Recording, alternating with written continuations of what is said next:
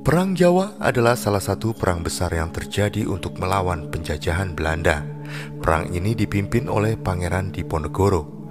Sejarah Perang Jawa atau dikenal juga dengan sebutan Perang Diponegoro. Perang tersebut bermula dari kedatangan Marsekal Herman Willem Daendels di Batavia pada tahun 1808.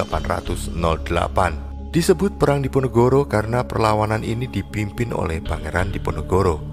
Sementara sebutan Perang Jawa karena peristiwa tersebut terjadi sebagian besar di Tanah Jawa. Perang Jawa berlangsung selama 5 tahun, yakni mulai tahun 1825 hingga 1830. Perang ini terjadi karena Pangeran Diponegoro tidak setuju dengan campur tangan Belanda dalam urusan-urusan kerajaan. Dikutip dari laman Direktorat SMP Kemendikbudristek, selain karena Pangeran Diponegoro tidak menyetujui campur tangan Belanda dalam urusan kerajaan, juga ada beberapa pemicu lainnya. Pertikaian dan perseteruan kerajaan Jawa dengan Belanda dimulai saat kedatangan Marsekal Herman Willem Daendels di Tanah Jawa, tepatnya di Batavia pada tanggal 5 Januari 1808. Sebagai utusan yang dikirim oleh Prancis, Belanda ditugaskan mempersiapkan Jawa sebagai basis pertahanan Prancis melawan Inggris. Namun, cara Daendels memerintah dianggap tidak berbudaya dan melanggar tata krama yang menimbulkan kemarahan dari keraton. Daendels sering meminta akses pengelolaan sumber daya alam dan perbudakan rakyat Jawa dengan tekanan kekuatan militer. Daendels bahkan memaksa para penduduk Jawa membangun jalur transportasi dari Anyer hingga Panarukan. Terlebih setelah kematian Sri Sultan Hamengkubuwono ke-1, hal tersebut menjadi peluang bagi kolonial Hindia Belanda memperkuat pengaruhnya di Tanah Jawa, khususnya di kalangan kerajaan Jawa. Pangeran Diponegoro baru menaruh perhatian kepada keraton saat Belanda mulai banyak mencampuri urusan internal keraton, semisal masalah pungutan pajak yang tinggi kepada para petani. Kemudian puncak kemarahan sang pangeran terjadi saat makam leluhurnya akan dibongkar untuk kemudian dijadikan jalan. Sejak tahun 1821, para petani lokal menderita akibat penyalahgunaan penyewaan tanah oleh warga Belanda, Inggris, Prancis, dan Jerman. Van der Capellen kemudian mengeluarkan dekrit pada tanggal 6 Mei 1823 yang menyatakan bahwa semua tanah yang disewa oleh orang Eropa dan Tionghoa wajib dikembalikan kepada pemiliknya per tanggal 31 Januari 1824. Namun, pemilik lahan diwajibkan memberikan kompensasi kepada penyewa lahan Eropa. Pangeran Diponegoro kemudian membulatkan tekad untuk melakukan perlawanan dengan membatalkan pajak agar para petani di Tegalrejo dapat membeli senjata dan makanan. Kekecewaan Pangeran Diponegoro juga semakin memuncak ketika Patih Danurejo atas perintah Belanda memasang tonggak-tonggak untuk membuat rel kereta api melewati makam leluhur dari Pangeran Diponegoro. Beliau kemudian bertekad melawan Belanda dan menyatakan sikap perang. Perang Diponegoro berlangsung selama 5 tahun, yaitu dari tahun 1825 hingga tahun 1830. Hal ini bermula dari peristiwa pada tanggal 20 Juli 1825, ketika pihak istana mengutus 2 bupati keraton senior yang memimpin pasukan Jawa dan Belanda untuk menangkap Pangeran Diponegoro dan Mangkubumi di Tegalrejo. Saat itu Pangeran Diponegoro dan sebagian besar pengikutnya berhasil lolos, namun kediamannya di Tegalrejo habis dibakar. Pangeran Diponegoro bergerak ke barat hingga ke Gua Selarong di Dusun Kentolan Lor Guosari, Pajangan, Bantul sebagai markas besarnya. Perang Diponegoro melibatkan berbagai kalangan, mulai dari kaum petani hingga golongan priayi yang menyumbangkan uang dan barang-barang berharga lainnya sebagai dana untuk perang. Kaum pribumi terlibat dengan berbekal semangat sadumuk batuk sanyari bumi ditohi tekan pati, yang berarti sejari kepala sejengkal tanah dibela sampai mati. Dalam perjuangan ini, Pangeran Diponegoro tidak sendiri, namun dibantu oleh Kiai Mojo yang juga menjadi pemimpin spiritual pemberontakan.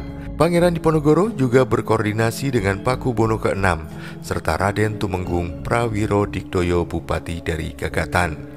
Hanya dalam waktu 3 minggu setelah penyerbuan Tegalrejo, pasukan Diponegoro sudah bisa melakukan penyerangan dan berhasil menduduki Keraton Yogyakarta.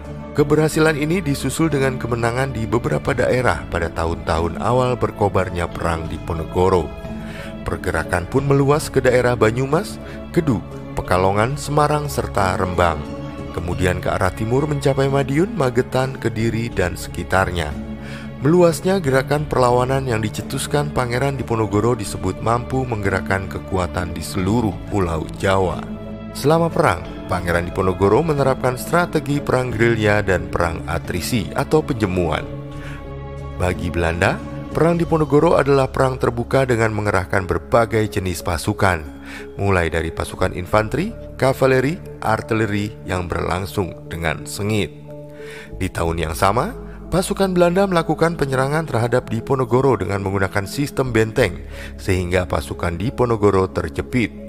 Pada tahun 1829, Kiai Mojo pun ditangkap. Menyusul kemudian Pangeran Mangkubumi dan Sentot Prawirodirjo menyerahkan diri kepada Belanda. Bahkan pada tanggal 21 September 1829, Belanda sempat membuat sayembara dengan hadiah sebesar 50.000 gulden beserta tanah dan penghormatan bagi siapa saja yang dapat menangkap Pangeran Diponegoro hidup atau mati. Pada tanggal 16 Februari 1830, memperhatikan posisinya yang lemah, akhirnya Pangeran Diponegoro setuju untuk bertemu dengan utusan Jenderal de Kock, yaitu Kolonel Jan Baptist Clarence.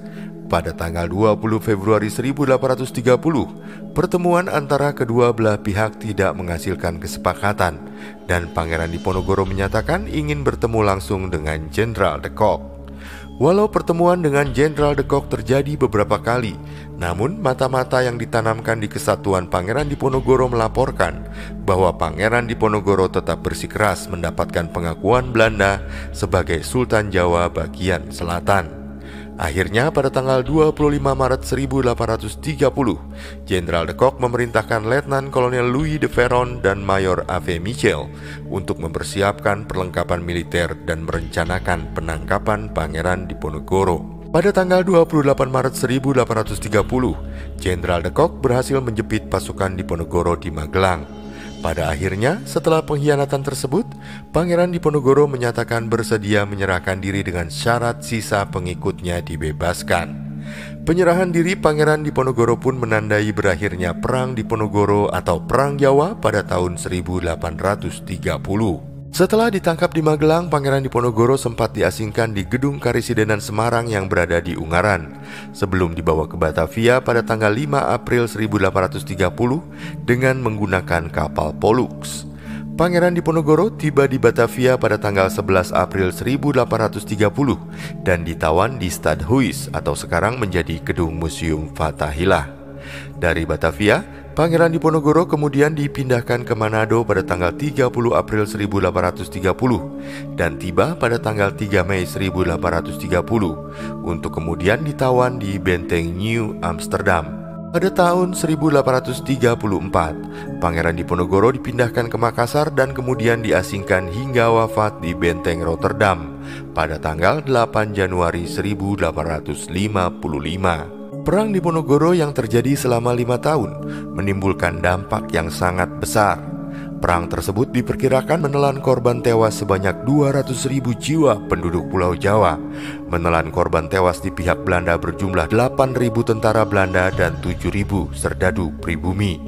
Kekalahan Pangeran Diponegoro menegaskan penguasaan Belanda atas Pulau Jawa.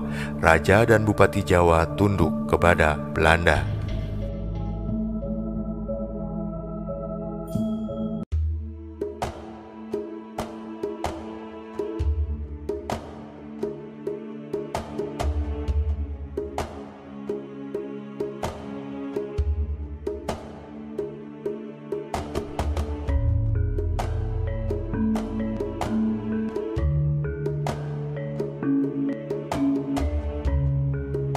Dan akhirnya tibalah kembali aku di Gua Selarong. Dan karena bertepatan dengan hari Minggu, maka lokasi ini agak ramai dengan para pengunjung. Ada yang berolahraga, ada juga yang bersepeda dan lain sebagainya. Dan berbeda dengan ketika aku mengunjunginya beberapa bulan lalu serta tidak dipungut biaya masuk.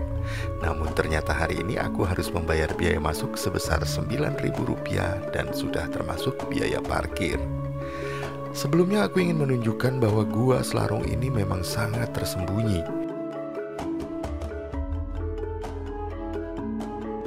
Terlihat dari area bawah ini, tak terlihat area Gua Kakung dan juga Gua Putri yang terdapat di atas sana.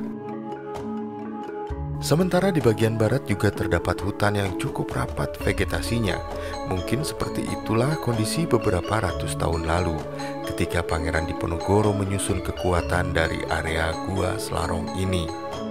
Tak hanya itu, di bagian barat dan timur dari area gua juga terdapat sungai kecil yang membentuk air terjun.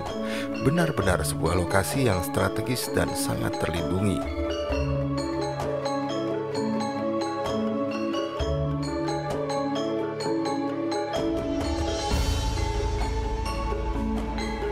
Di dekat air terjun bagian barat terdapat sebuah batu yang oleh masyarakat sekitar disebut sebagai batu umpak.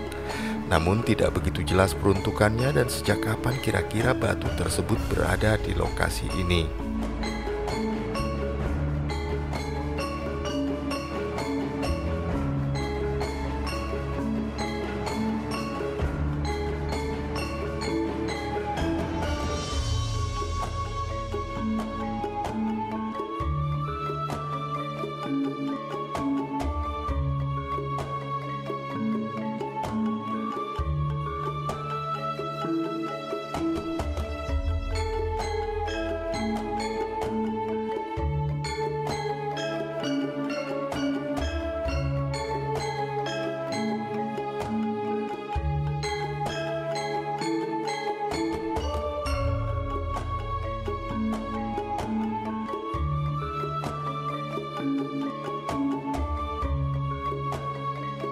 Dan ini adalah air terjun yang terdapat di bagian barat dari area gua. Sangat curam dan licin, namun terlihat jelas keindahannya.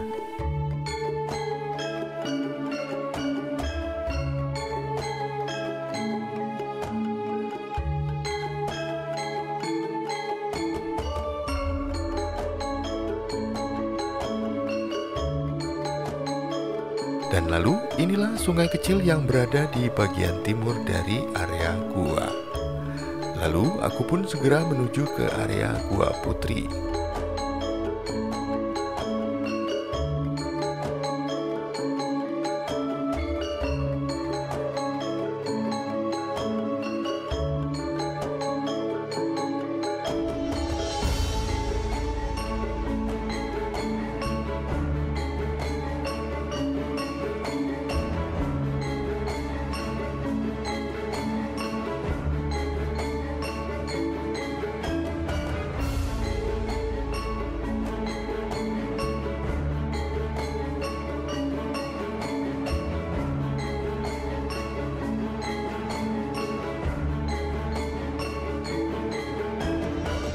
Ruangan di dalam gua ini lebih besar daripada Gua Kakung. Mungkin karena saat itu Gua Putri ini digunakan untuk istri dan keluarga Pangeran Diponegoro beserta pengikutnya. Jika diperhatikan cukup untuk menampung sekitar 30 orang.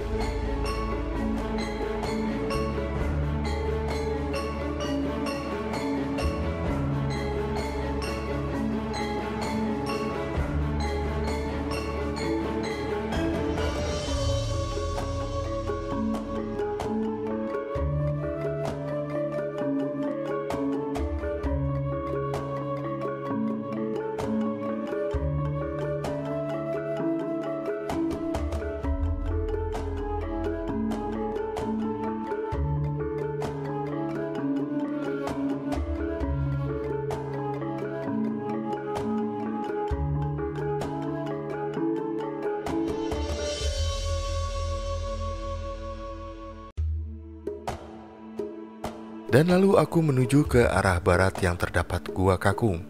Namun antara Gua Kakung dan Gua Putri juga terdapat batu yang sama, seperti yang ada di dekat air terjun tadi. Dan batu ini pun juga tidak jelas peruntukannya dahulu, karena tak ada keterangan apapun.